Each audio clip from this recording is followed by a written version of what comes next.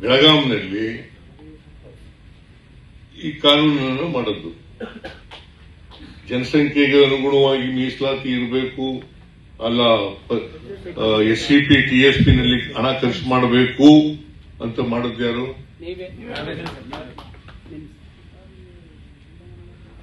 ಅದಕ್ಕಿಂತ ಮೊದಲು 13-14ರಲ್ಲಿ 8,000 ಚಿಲ್ಲರೆ ಇತ್ತು. ನಾನು ಈ ಕಾನೂನು ಮಾಡಿದ್ಮೇಲೆ 15,000 ಆಯ್ತು. 15,000 ಚಿಲ್ಲರೆ.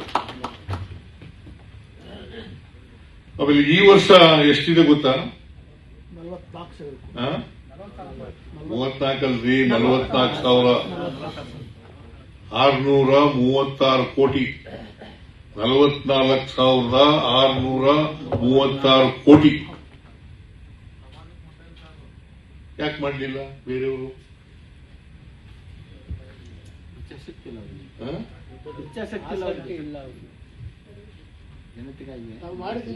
ಸಾಮಾಜಿಕ ನ್ಯಾಯಕ್ಕೆ ಬದ್ಧತೆ ಇಲ್ಲ.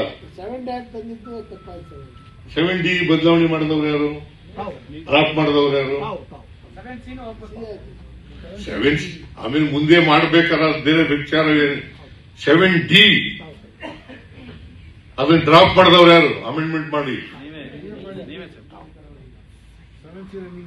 ಆಯ್ತು.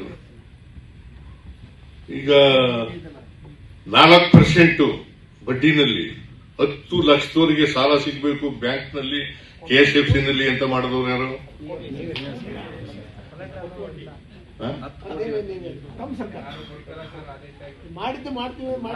ಅಂದ್ರೆ ನಾ ಯಾಕೆ ಇವನ್ನೆಲ್ಲ ಹೇಳ್ತಾ ಇದ್ದೀನಿ ಅಂತಂದ್ರೆ, ಬದ್ಧತೆ ಇದ್ದಾಗ ಮಾತ್ರ ಮಾಡ್ಲಿಕ್ಕೆ ಸಾಧ್ಯ.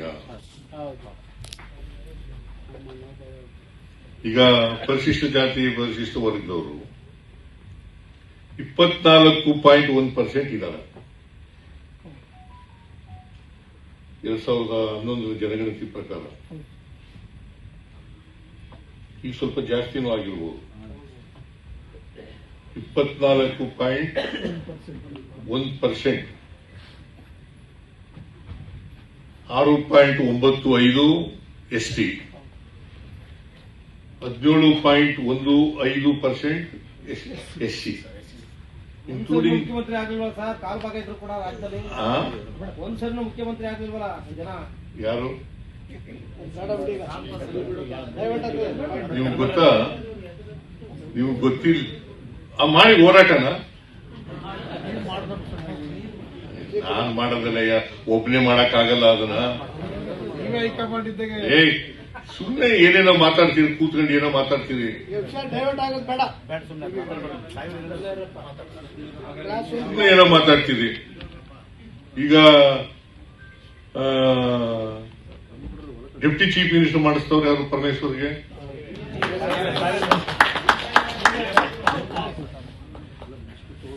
4-5 ಮಾಡಬೇಕು ಅಂತಿದ್ರು.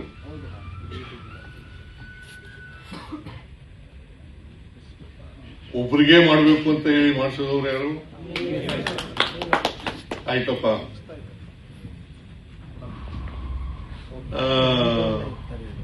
ಬಡ್ತಿಲಿ ಮೀಸಲಾತಿ ಏನ್ರಿ ಪ್ರೊಫೆಸರ್? ಬಡ್ತಿಯಲ್ಲಿ ಮೀಸಲಾತಿ ಯಾವ್ದಾದ್ರು ರಾಜ್ಯದಲ್ಲಿ ಇದೆಯಾ? ಕೋರ್ಟ್ನವರು ಹೊಡೆದಾಕಿದ ಮೇಲೆ ಯಾವ್ದಾದ್ರು ರಾಜ್ಯದಲ್ಲಿ ಇದೆಯಾ? ರತ್ನಪ್ರಭಾ ಆಮೇಲೆ ರತ್ನಪ್ರಭಾ ಚೀಫ್ ಸೆಕ್ರೆಟರಿ ಇರುವಾಗ ಅವಳ ಅಧ್ಯಕ್ಷದಲ್ಲಿ ಒಂದು ವರದಿ ತರಿಸ್ಕೊಂಡು ಆ ವರದಿನ ಒಪ್ಕೊಂಡು ಕಾನೂನು ಮಾಡಿ, ಆ ಕಾನೂನು ಚಾಲೆಂಜ್ ಆಯಿತು ಸುಪ್ರೀಂ ಕೋರ್ಟ್ನಲ್ಲಿ. ಅಲ್ಲಿ ನಮ್ಮ ಪರ ಆಯಿತು. ಮತ್ತೆ ಬಡ್ತಿಲಿ ಮೀಸಲಾತಿನ ನಾವು ಮಾಡೋದು. ಅದ್ಯಾಕೆ ಬೇರೆ ರಾಜ್ಯದಲ್ಲಿ ಮಾಡಲಿಲ್ಲ? ಬೇರೆ ರಾಜ್ಯದಲ್ಲಿ ಇದೆಯಂದ್ರೆ ಬಡ್ತಿ ಮೀಸಲಾತಿ?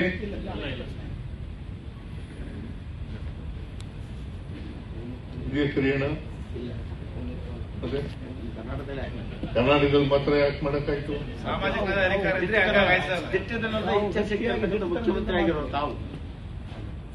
ನೀವು ಇವೆಲ್ಲ ಮರ್ತ್ಬಿಟ್ರೆ ಏನ್ ಮಾಡೋದು?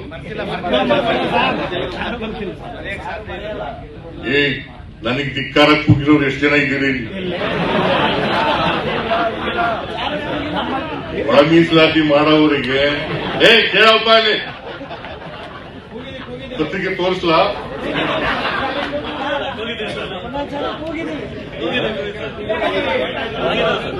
ನೋವನ್ನ ತಡೆಯಲಾರದೆ ಕೂಗಿದೀವಿ. ನೋವನ್ನ ತಡೆಯಲಾರದೆ ಕೂಗಿದೀವಿ. ನೋವು ಬಂದಾಗ ಏನಾದ್ರು ಅಂತೀವಿ ಸರ್. ನಿಮ್ಮಿಂದನೇ ಸಾಧ್ಯ ಅಂತಾನೆ ಬೈದಿರೋ ಸರ್. ನಾನು ಯಾಕೆ ಹೇಳ್ತಾ ಇದ್ದೀನಿ ಅಂದ್ರೆ ಗೊತ್ತಿದ್ಯೇನೋ ಗೊತ್ತಿಲ್ದೇನೋ ಮಾಡಿರ್ಬೋದು. ಅದಕ್ಕೆ ನಾನು ಮೊದಲೇ ಹೇಳಿದ್ದು, ಯಾರು ನಿಮ್ ಪರ ಇದ್ದಾರೆ ಯಾರು ನಿಮ್ ವಿರೋಧ ಇದ್ದಾರೆ ಅಂತ ಸರಿಯಾದ ರೀತಿಯಲ್ಲಿ ಗುರುತಿಸಬೇಕು.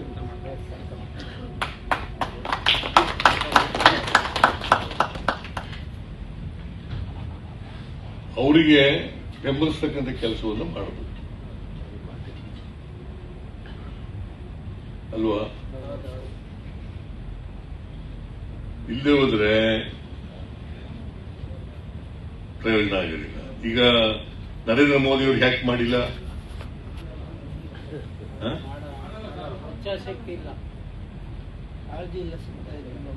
ಕಾಳಜಿ ಇಲ್ಲ.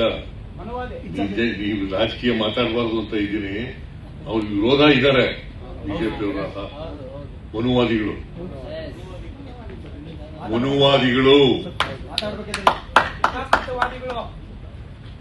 ಅವರು ವಿರೋಧ ಇದ್ದಾರೆ. ಹಿಂಗೆ ಮುಂದುವರಿಬೇಕು. ಆಗ ಮಾತ್ರ ನನಗೆ ಶೋಷಣೆ ಮಾಡಲಿಕ್ಕೆ ಅವಕಾಶ ಆಗೋದು ಅಲ್ವಾ? ಬಡತನದಲ್ಲಿ ಇರಲೇಬೇಕು, ಶ್ರೀಮಂತಿಗೆ ಇರಲೇಬೇಕು, ಜಾತಿ ವ್ಯವಸ್ಥೆ ಇರಲೇಬೇಕು, ಚತುರ್ಣ ವ್ಯವಸ್ಥೆ ಜಾರಿಯಾಗಬೇಕು ಮಾಡಿ. ಬಾಬಾ ಸಾಹೇಬ್ ಅಂಬೇಡ್ಕರ್ ಅವರು ಸಂವಿಧಾನ ಅಕ್ಸೆಪ್ಟ್ ಆದ್ಮೇಲೆ ಕಾನ್ಸ್ಟಿಟ್ಯೂಂಟ್ ಅಸೆಂಬ್ಲಿನಲ್ಲಿ ಅದನ್ನು ವಿರೋಧ ಮಾಡಿದವರು ಯಾರು? ಮನುವಾದಿಗಳಲ್ಲ. ಬಂದ ತಕ್ಷಣ ಎಂಥದ್ದು ಎಂಥದ್ದು ಗಾರ್ಡ್ ಒಂದು ಪತ್ರಿಕೆ ಬಂದಿದೆಯಲ್ಲ, ಯಾವುದು ಇಂಗ್ಲಿಷ್ ಪತ್ರಿಕೆ? ಆರ್ಗನೈಸರ್.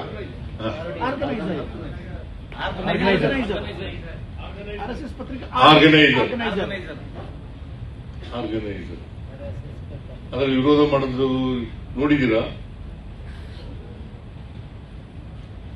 ಸಂವಿಧಾನ ಜಾರಿಗೆ ಬಂದಾಗ ಅದನ್ನು ವಿರೋಧ ಮಾಡಿದವರು ಯಾರು? ಮನುವಾದಿಗಳು.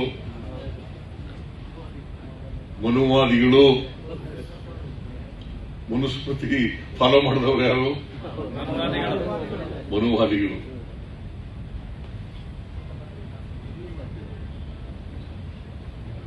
ಇಂದ ಇವತ್ತು ವಿಚಾರ ಸಂಕಿರಣ ಇಟ್ಕೊಂಡಿದ್ದೀರಿ, ಬಹಳ ಸಂತೋಷ.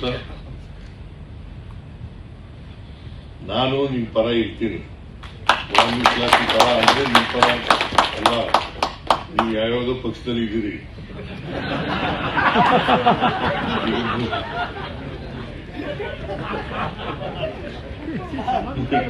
ಮಾರ್ಕ್ಸ್ ಅಂತ ಮುಗಿಯಪ್ಪ ಹಾಗಂತೇಳಿ ನಾನು ಅವ್ರ ಜೊತೆ ಇರಕ್ಕಾಗಲ್ಲ.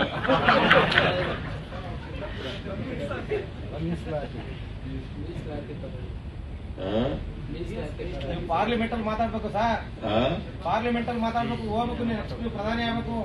ಯಾರು? ನಾನು ಮುಂದಿನ ಎಲೆಕ್ಷನ್ಗೆ ನಿಲ್ಲದಯ್ಯ,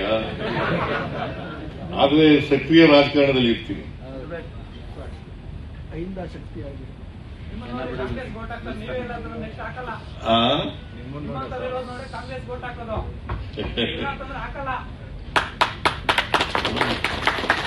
ಅದಕ್ಕೆ ಸಕ್ರಿಯವಾಗಿ ಕ್ಯಾಂಪೇನ್ ಮಾಡ್ತೀನಯ್ಯ. ಈಗ ನನಗೆ 80ನೇ ವರ್ಷಕ್ಕೆ ಕಾಲಿಟ್ಟಿದ್ದೀನಿ ನಾನು.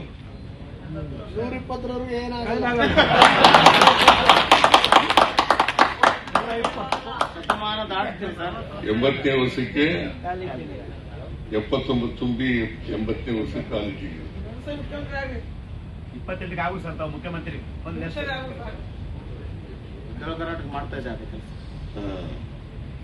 ನೋಡೋಣ.